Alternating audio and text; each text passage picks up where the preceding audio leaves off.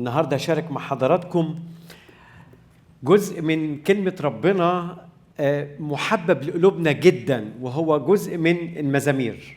I will be sharing with you today from a part of the Bible that we usually love a lot, which is in the Psalms. المزامير سهلة الحفظ، بنكررها كتير في حياتنا وإحنا عايشين مع ربنا في يومنا الطبيعي. Psalms are somewhat easy to memorize, and so therefore we repeat them a lot as part of our daily walk with God. هي مكتوبة بلغة شعر، فنحس إنها سهلة الحفظ. It's written in a poetic format, and therefore we feel that it's easy to learn and memorize. ولأنها هي كلمات من بشر مرفوعة إلى الله، فهي بتعبر عننا فعلا. And because it's written by people, humans, who are writing their feelings and expressing them to God, then we feel that we can really relate because we feel the same ways many times. يعني لو عايز كلمات تعبر عن حزني هلاقيها في المزامير، تعبر عن فرحي هلاقيها في المزامير، فحس ان المزامير فعلا نص قريب جدا ليا. So if I need some words that can express some of my feelings, if I'm sad, if I'm happy, then I can go search in the Psalms and I will find something with which that I can relate and use these same words to express how I feel. عايز اقرا مع حضراتكم مزمور، اتمنى كلنا نتابع المزمور ده، صغير قوي لكنه لذيذ يعني. مزمور 128، ارجو ان اللي معهوش كتاب مقدس ممكن يجيب من ورا. We're going to read together Psalm 128. It's short, but it's a good one to read together. مزمور 128 بيقول ترنيمة المصاعد: طوبى لكل من يتقي الرب ويسلك في طرقه، لأنك تأكل تعب يديك. طوباك وخير لك، امرأتك مثل كرمة مثمرة في جوانب بيتك، بنوك مثل غروز الزيتون حول مائدتك. هكذا يبارك الرجل المتقي الرب، يباركك الرب من صهيون، وتبصر خير أورشليم كل أيام حياتك، وترى بنيك سلام على إسرائيل. Let's read the psalm in English, Psalm 128. Blessed are all who fear the Lord, who walk in obedience to him. You will eat the fruit of your labor. Blessings and prosperity will be yours. Your wife will be like a fruitful vine within your house. Your children will be like olive shoots around your table. Yes, this will be the blessing from the man who fears the Lord. May the Lord bless you from Zion. May you see the prosperity of Jerusalem all the days of your life. May you live to see your children's children. Peace be on Israel. ترنيمة مصاعد، أي واحد من المزامير الخاصة جدا اللي تسمى مزامير المصاعد. The label above this psalm, if you'll see, it says a song of ascents, and so this belongs to a category of psalms that are belonging to this category, songs of ascents. من مزمور 120 لمزمور 134 15 مزمور اسمهم ترنيمة مصاعد. And this category is from Psalm 120 through Psalm 134. So all these 15 psalms belong to this category.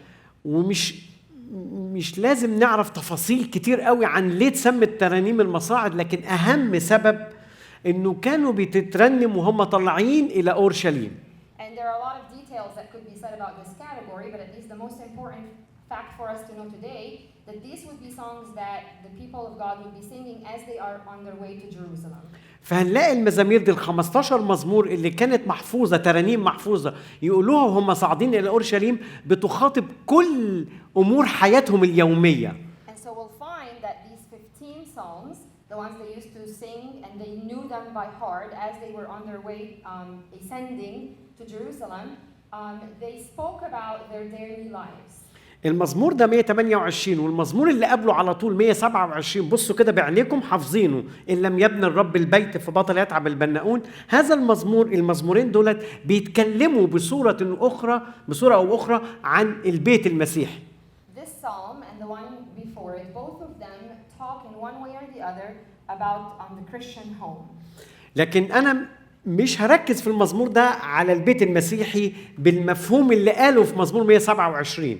And my focus today will not be on the Christian home as the way that is approached in Psalm 127. لكن هقول فين البيت في المزمور من الفكرة الرئيسية جوه المزمور. But I will point to where that home is through the main point of this chapter here. في بيبدأ المزمور: طوبى لكل من يتقي الرب ويسلك في طرقه. It starts out by saying, "Blessed are all who fear the Lord, who walk in obedience to Him." بدأ بكلمة مشهورة جدا على لساننا في اليوم الطبيعي بتاعنا: يا أخي اتقي الرب، اتقي الله. And it starts with an expression that may be part of our culture, where it says "fear the Lord." So sometimes we say that to each other in the Egyptian culture, "fear the Lord." يعني وكأنه في عدد واحد حط عنوان للمزمور: طوبى لكل من يتقي الرب ويسلك في طرقه. ده عنوان هيشرح بعد كده ايه اللي عايز يقوله من وراء العنوان ده. And it's as if this first verse where it tells us that people who fear the Lord are blessed and people who obey Him are blessed. This is the title for this psalm, and the rest of the psalm explains what the author means by verse 1. وفي عدد 4 وعدد 5 استخدم تعبير آخر لازم يتشرح عشان نقدر نفهم المزمور ده، وهو هكذا يبارك الرجل. وفي عدد 5 يباركك الرب. كلمة ربنا يباركك، البركة، هو استخدم تعبيرين: التقوى والبركة، وهنشوف ايه علاقتهم بالمزمور. In verses 4 and 5 he uses another common expression which is that God blesses this person. And so we'll try to see what's the relationship of that beginning of fearing the Lord and then the blessing that comes from the Lord. يعني لازم نقرب من كلمة طوبى يا بخت لكل من يتقي الرب. عايز تقول ايه يا كاتب المزمور؟ يعني يعمل ايه الذي يتقي الرب؟ يعمل ايه يعني؟ So we must delve into this connection which says blessed are those who fear the Lord. What does it look like to fear the Lord? واحنا لما نقول الراجل ده تقي، او نقول لواحد يا اخي اتقي ربنا، نقصد ايه بتقي او هذا البني ادم بيتقي ربنا؟ نقصد ايه اللي في ذهننا واحنا بنقول الجمله دي؟ And even as we use maybe this expression in our daily language, what do we mean by fear the Lord? Or if you're speaking of someone and you're saying they should fear the Lord, what do you mean by that? أكيد كلمة التقوى هي ليها مفاهيم عندنا كتيرة جدا، وليها حالة مرسومة قدام عينينا، يمكن مش قادرين نحط إيدينا على التعريف الدقيق، لكن على الأقل أنا عارف الاتجاه بتاع الكلمة. And maybe we can't have a very clear definition of what we mean by this expression, but we pretty much know what we mean by it. أكتر تعريف عرف في رأيي أنا مفهوم التقوى الآية اللي استخدمها بولس الرسول وهو بيكتب لتيموثاوس: عظيم هو سر التقوى، الله ظهر في الجسد.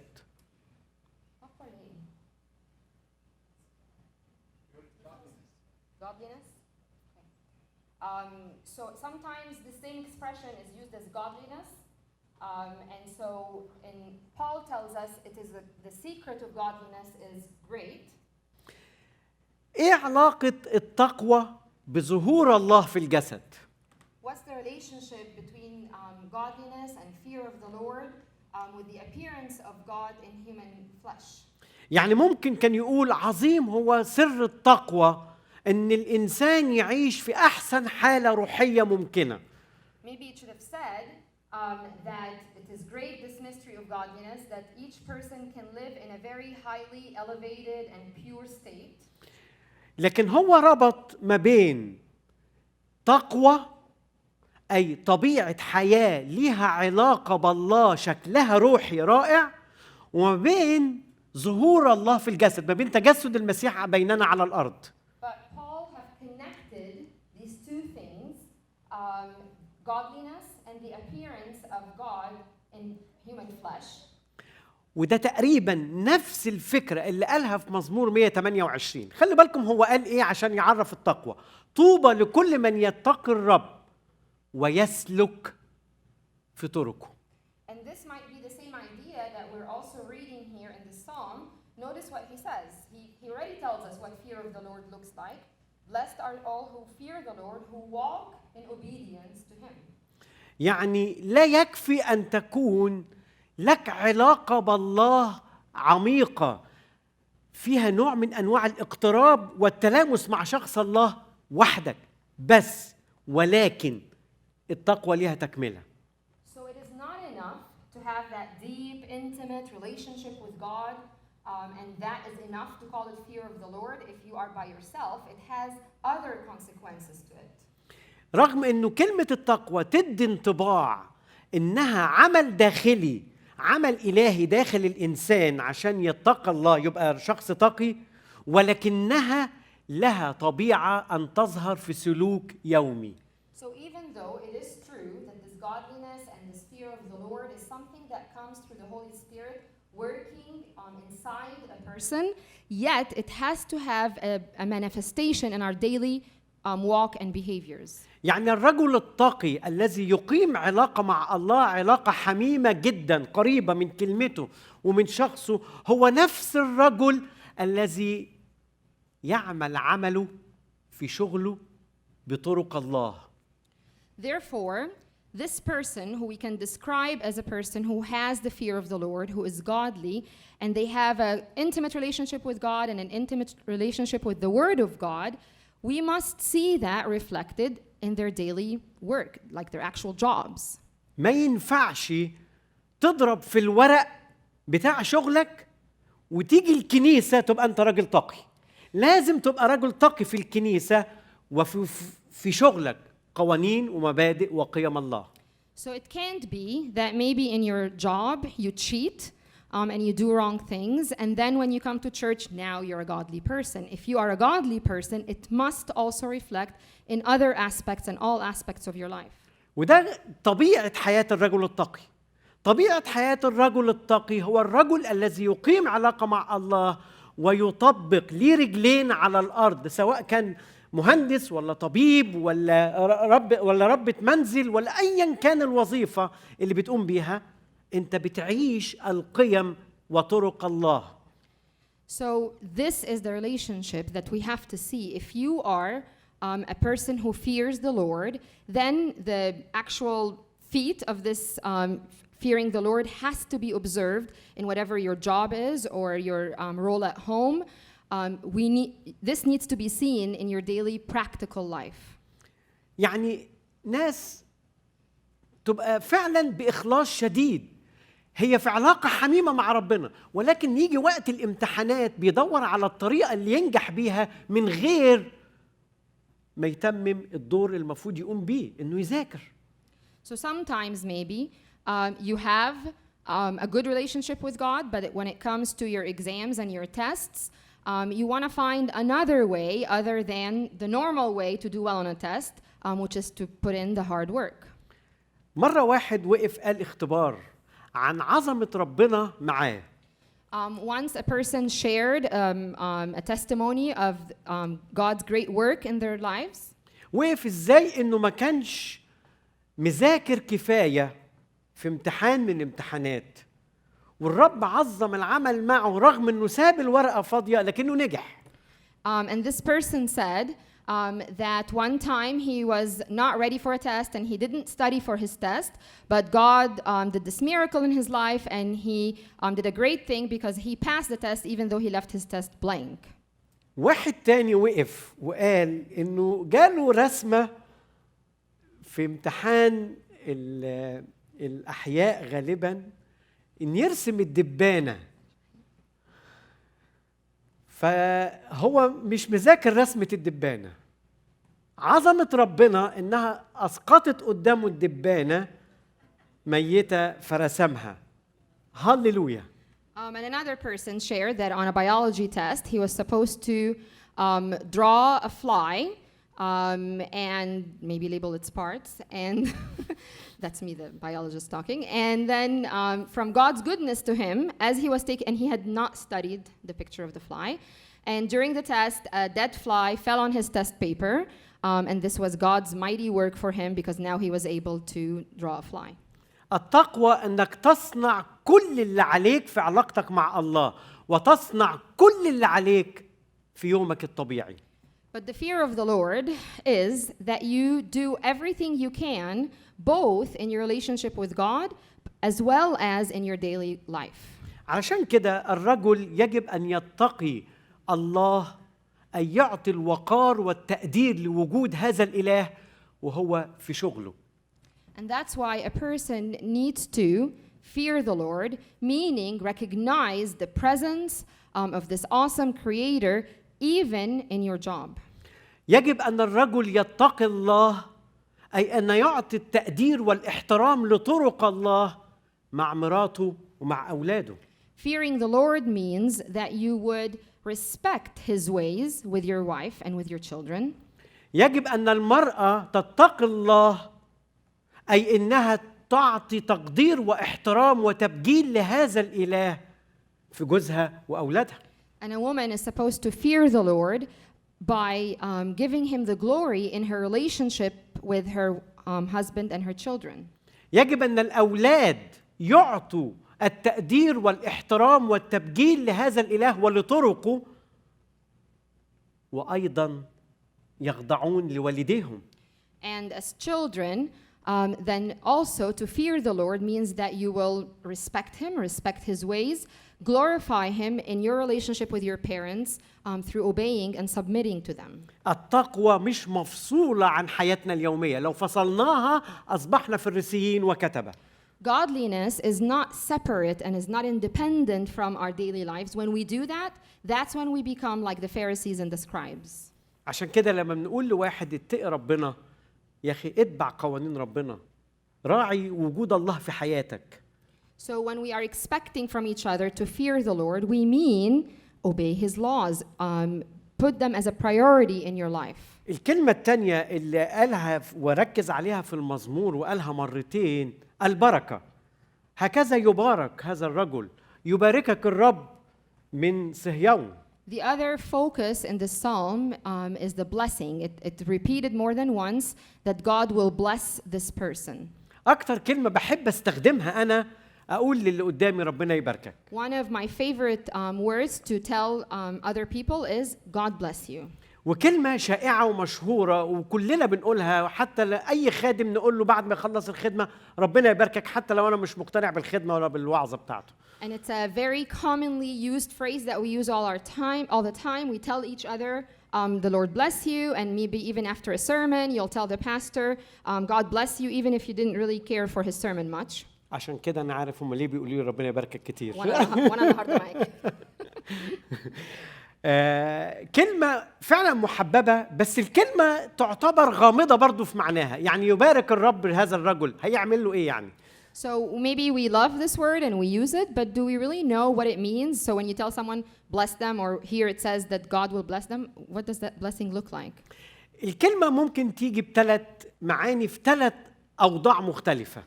And this word may have three different meanings in how it's used. الرب يبارك شعبه، الرب يبارك متقيه، الرب هو الذي يبارك. One meaning is when the Lord is the one who is blessing. He blesses his people. He blesses those who fear him. بمعنى إيه؟ بمعنى إنه الله هو السيد، هو المانح، هو الذي يملك، هو الذي يعطي، والعبد الشخص المبارك من قبل هذا الإله بيستقبل هذه العطايا من يد هذا الإله. So the meaning here would be that this God is the one who blesses. Why? Because he is the king. He is the one who can bless. He's the one who is able to provide. And the one who is being blessed is a recipient. And they're receiving this blessing from the Lord. يعني الله هو الذي يمنح، والله الذي هو يعطي، وعلى الإنسان أن يستقبل أو يفتح عينيه ليرى هذه البركات بعيون أخرى. So the Lord is the provider. He's the one who gives. And for us, for the person, we are supposed to receive and to open our eyes to these blessings that God is bestowing upon us.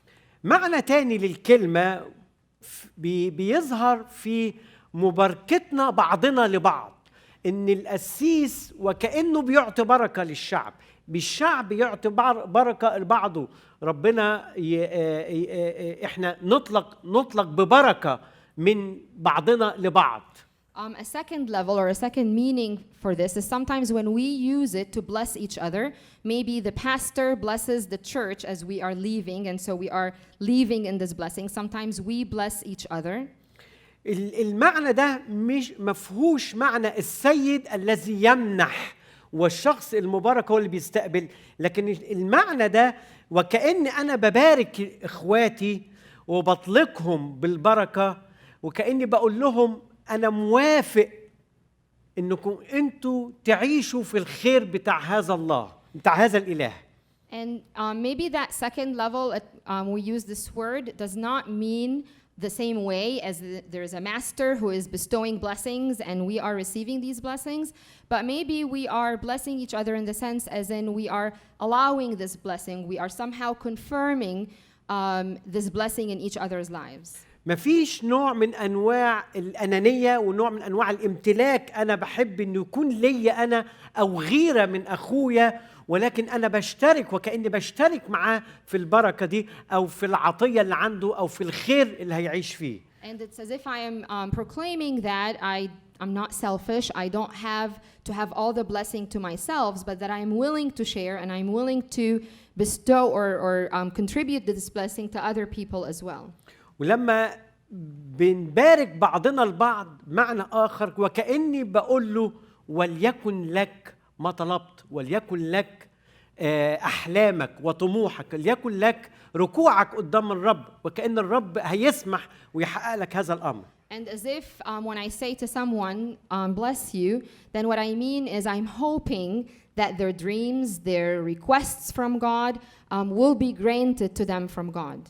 فمهم قوي نتعلم بركتنا بعضنا لبعض، ده يخلي نظرتنا لبعض ما فيهاش نوع من أنواع المنافسة ونوع من أنواع الغيرة، لكن نوع من أنواع الرضا في علاقتنا مع بعض والشبع الجماعي بعطايا المعطي الأساسي. So as we continue to use this terminology, maybe we need to remember that inherent within this terminology is that there's no competition, that we are happy and good when we are blessing each other and we're allowing this blessing also to come from God to each other. المعنى الثالث بيظهر في جملة أخرى إحنا بنستخدمها، مبارك أنت أيها الرب. الإنسان يبارك الله. And the third way we use the word bless is when we bless the Lord. Now it is humans blessing the Lord. وهنا الآية اتقلبت، بدل ما السيد المعطي المتحكم هو الواهب الحياة يعطينا ويباركنا بعطايا مادية، أصبح الإنسان هو اللي بيشوف الله وبيباركه. الأمر اختلف هنا. And now there is a reversal from the first case and the implication of it in the second case where the master is the one blessing the people. Now somehow we are blessing God and glorifying him. وهنا المعنى بيتاخد بأنه يا رب أنا بباركك، أي أنه مجدك، أن أعطيك المجد اللائق. بقول لك أنت طرقك وأحكامك أعلى بكتير من طرقي وأحكامي. أنت يا رب ليك كل العزة والكرامة، أنا بملكك على الكل. So when I bless the Lord, what does that mean? I am glorifying him. I am saying, yes, you are king. Yes, you are master. And I crown you king over everything.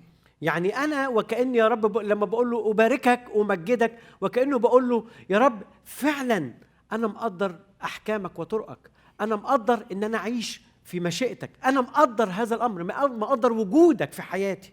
So when I bless the Lord, it is like I am recognizing who he is. I am recognizing his kingship. I'm recognizing that he is master, not just over all, but over my life.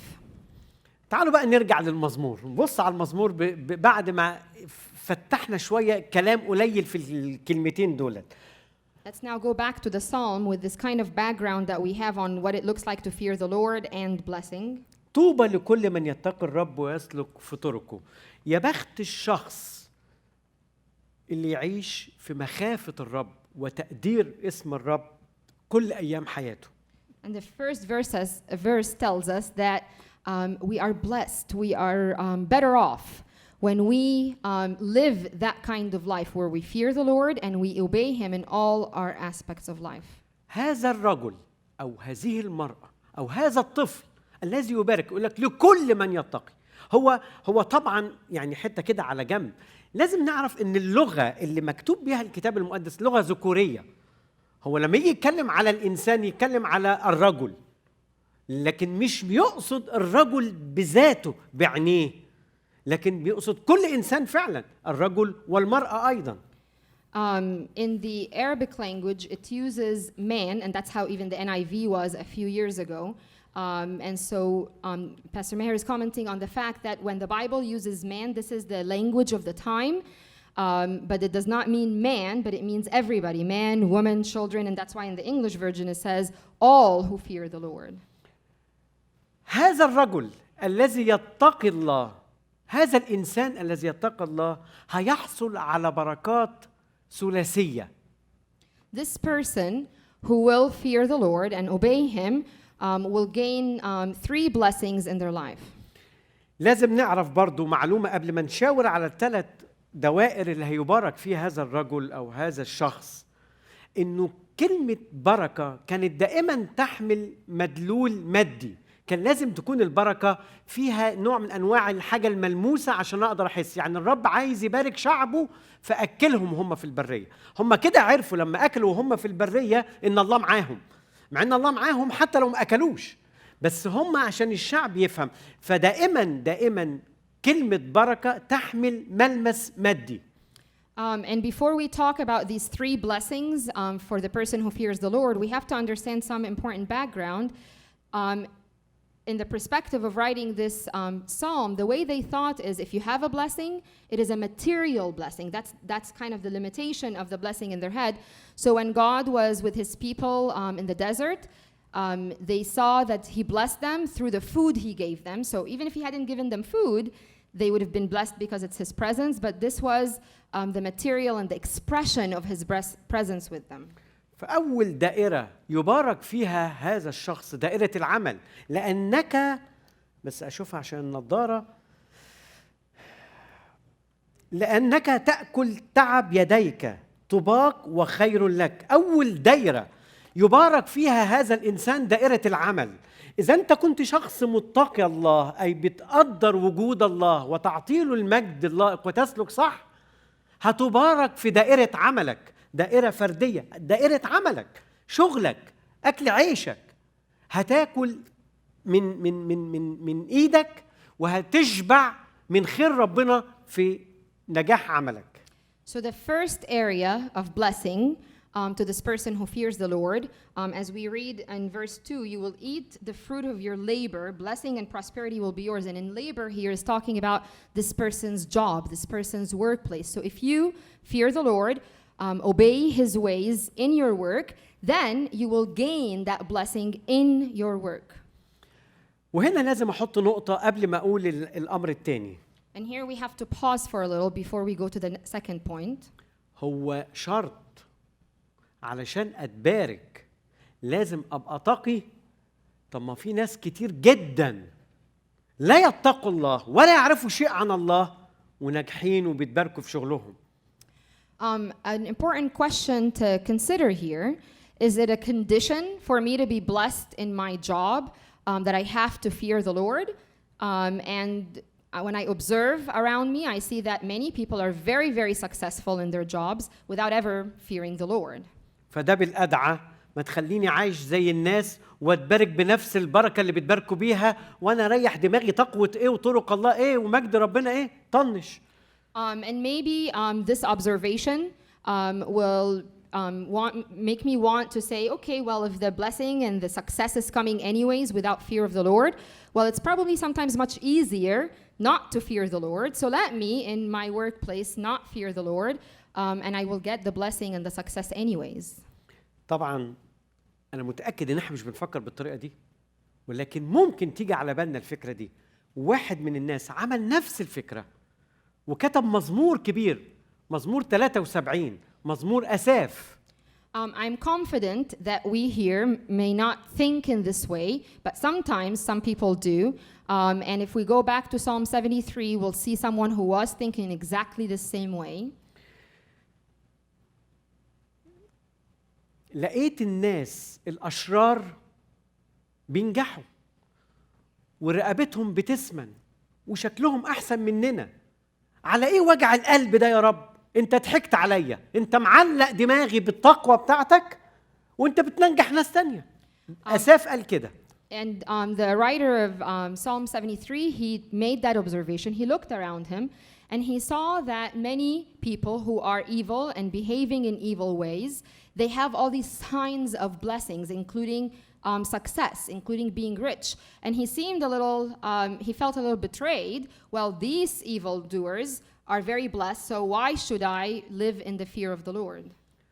وبيقول في نفس المزمور حتى انتبهت إلى آخرتهم.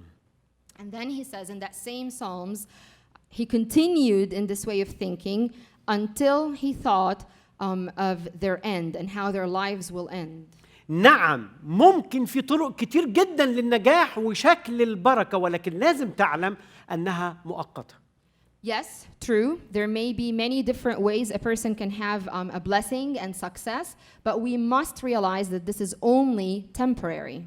انتبهت إلى آخرتهم مش معناه إن هم هيخشوا النار وأنا أخش الجنة، مش ده المقصود بالجملة دي، لكن انتبهت إلى آخرتهم بمعنى هم إلى حين، هم أيامهم قصيرة جدا، هم نجاح باطل، نجاح هيحصد سريعا وينتهي. And he may not necessarily mean when I thought about their ends as in, yes, because they're evil, they'll go to hell, not that, but even that their success will be very temporary. لكن الشرط هو يبقى والقاعدة تبقى، اتق الرب تأكل من خير عملك. But the condition and the rule remains, fear the Lord and you will eat the fruit of your labor. الدايرة الأوسع مش بس تبارك كرجل تقي أو امرأة تقية في دائرة عملك، في دائرة أوسع، دائرة بيتك، الجماعة الأكبر شوية. And the second circle where you will also experience God's blessing as you fear Him, not just the first circle of your work, but maybe a little bit of a wider circle. It involves more people, which is your home. تخيلوا معايا المنظر الخرافي اللي أنا هحكي لكم عنه. رجل يتقي الله في بيته، رجل امرأة تتقي الله في بيتها، أولاد يتقوا الله. شكل البيت ده إيه؟ منظر خرافي.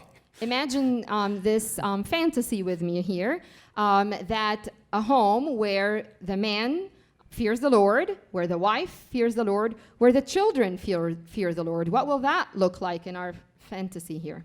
أكيد بيت مبارك. It must be a very blessed home. أكيد بيت بيستمر. And it must be one that continues and goes on. ساعات كتير كل واحد فينا كأزواج بيشتكي من التاني وهو ناسي نفسه ممكن يكون هو سبب عدم تقوى البيت ده وعدم بركة البيت. Many times we complain as husbands and wives of each other, and then we forget that maybe I am the reason the blessing is lacking. Maybe I am the one who is not godly in this home. لكن بيقول امرأتك مثل كرمة مثمرة في جوانب بيتك، بنوك مثل غروس الزيتون حول مائدتك، هكذا يبارك الرجل المتقي الرب.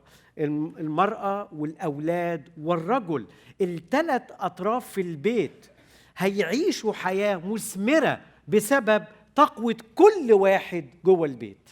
But the writer of the psalm tells us, your wife will be like a fruitful vine within your house. Your children will be like olive shoots. Yes, this will be the blessing for the man who fears the Lord. It takes all three parties, the man, the woman, the children, to fear the Lord. And the blessing is on all three of categories as well. والدائرة الثالثة اللي الرب بيبارك فيها متقيه، دائرة أوسع وأغرب شوية ما نتخيلهاش، وكنت بتكلم عنها الأسبوع اللي فات. المجتمع، الدائرة الأكبر، البلد اللي احنا عايشين فيها. الرب يبارك هذه البلد وتبصر وتفرح بخير أورشليم. يعني أنت هتكون سبب أو أنت هتكون سبب في خير البلد اللي أنت عايش فيها بتقواك. And the third, much wider circle that is going to be blessed, here it tells us that you'll see the prosperity of Jerusalem. So as we fear the Lord, and think back to last week's sermon, the culture, the city, the country in which we live in will also receive this blessing because of your own fear of the Lord. يعني وكأن كاتب المزمور وهو طالع كده على الجبل وبيبص على أورشليم، هو بيحط قاعدة لا مفر منها، أنك تحيا تقي أمام شخص الله. And remember, this is a song of ascent. So as they're going up to Jerusalem, they're repeating these words. They're repeating this thing that they know that is truth, which is to gain God's blessings, fear the Lord in all these circles. فإذا لم نتقي الله هنفضل طول عمرنا في صراع، يا رب أنت معايا ولا مش معايا؟ طيب أنا كده بعمل صح ولا بعمل غلط؟ لكن لو تعلمنا التقوى كأسلوب حياة وحياة تظهر في يومنا، في سلوكياتنا اليومية، الأمر في واقعنا هيختلف تماماً. So if we continue in a life where we don't really fear the Lord, then we might constantly question God's presence in our life and where is His blessing in our lives. But as we remember that as we fear Him in all areas of our lives, then we will be able to see these blessings and His hand upon all these circles that we are parts of. يا رب خليني أكرمك مش بشفتاي. Lord, let me honor you, not just with my lips, لكن خليني أكرمك بقلبي وشفتاي وسلوكي أيضا. but my heart, my lips, and my actions and behavior as well. يا رب خليني أتقيك في كل ما تمتد إليه إيدي ولكل من أقابلهم. Lord, help me fear you in everything that I do and with all the people I interact with. يا رب خليني سبب بركة آخرين أيضاً، حتى لو وصل إن المجتمع يبارك من خلالي. Lord, make me a blessing to others, including my culture and the society in which I live. خلينا نصلي. Let's pray.